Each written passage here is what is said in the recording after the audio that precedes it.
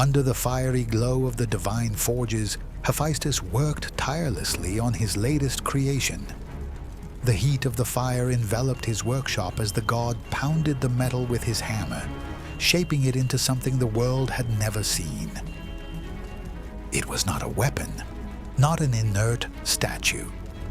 It was a being with a life of its own, made of pure bronze, with the strength of a titan and the loyalty of a soldier. Its body glowed as if it were still red hot, with a metallic skin that reflected the light of the fire. His limbs were firm, with muscles sculpted from bronze, and his every movement seemed calculated, precise. Something was unsettling about his face, pupilless eyes, smooth as molten gold, that seemed to observe everything without blinking. His hands, large and heavy, were made to crush, but also to protect. They say that Hephaestus had created him at the request of Zeus, who wanted a guardian for Europa, the Phoenician princess he had taken to Crete. Others say it was a gift for Minos, the king of the island, so that his people could live without fear of invasion. Whatever its origin, Talos was given a single mission: to guard the island and not allow anyone to harm it. The gods did not give him hunger or weariness. He had no flesh that felt cold or bones that ached over time. But he did have something that kept him alive: a blood vessel of liquid metal running through his body from neck to ankle, closed with a bronze nail. If that nail was removed, it would all end.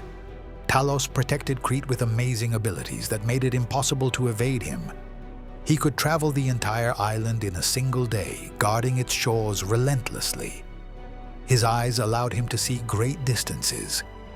He could hear even the faintest sound, even from miles away, and his sense of smell detected any threat in the air. When Talos faced an enemy at sea, his strength was terrifying. It was said that he could sink ships by pounding the water with his fists. Ships that came too close to Crete would end up destroyed, as Talos would catch them and smash them against the cliffs.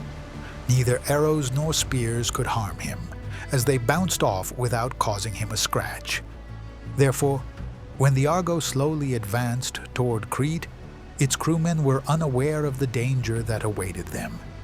The men were tired after a long voyage, and the thought of making landfall was a relief. They needed water, provisions, and a rest before continuing.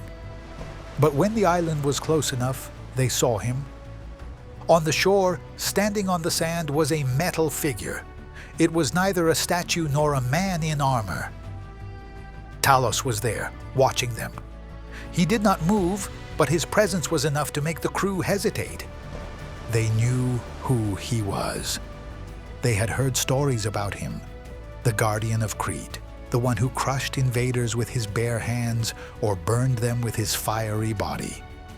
No one who tried to enter the island without Minos' permission had ever made it out alive. Some of the sailors looked at Jason, waiting for an order. But before he could say anything, Talos moved. The sound of metal moving did not resemble the sound of a man walking. It was something different, something that didn't quite belong to the mortal world. He looked down at one of the large stones beside him and lifted it with ease. The message was clear: they could not approach. The Argonauts felt a chill run down their backs. They could take on an army, they could fight wild beasts, but this was something else. Spears would not pierce his bronze skin. Swords would not make him bleed. If they attacked, all they would achieve was to be crushed. Talos plucked another rock from the cliff and hurled it with brutal force. The stone passed within a few meters of the Argo, raising a wave that made the boat creak. "If we stay here, it will sink us," Peleus shouted, his hand on the hilt of his sword, although he knew it was useless. Medea advanced without taking her eyes off the giant. She did not need to know its history to understand it. It was not a living being, but a machine, a guardian with no will of its own. But everything that exists has a weak point, He closed his eyes and began to mutter in a language his companions barely understood. His voice could barely be heard. Talos paused. His bronze fingers twitched around the rock he held. Medea opened her eyes and spoke faster. "You have walked this island countless times, always on guard, always watching. But who gave you that order?" The giant hesitated. His bronze feet hit the rock awkwardly. Something inside him was beginning to change, but his protective instinct was still there. Still, he picked up another rock and threw it harder. This time, it skimmed past the ship's mast. Medea did not move. Her magic did not attack with violence, but with words that sowed doubt. "Crete is empty. There are no enemies. No one comes to steal anything. And yet, you're still here. Why?" Talos put a hand to his head. He had never thought about that. He had always obeyed, had always patrolled the island relentlessly. Now, for the first time, he hesitated. His movements became heavy. Inside his bronze body, the golden ichor flowed slowly. The Argonauts watched as his huge hand rested on her ankle. Medea held her breath. There was the key. A single nail sealed the only vein that ran through her body. Unbeknownst to her, Talos himself pushed it in. The golden ichor began to gush like a spring, taking with it the divine spark that gave him life. Talos staggered. His bronze legs failed and his weight bent his body forward. He tried to stand, but the strength left him.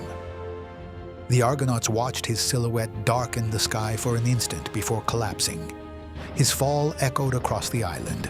The rocks crunched under its weight.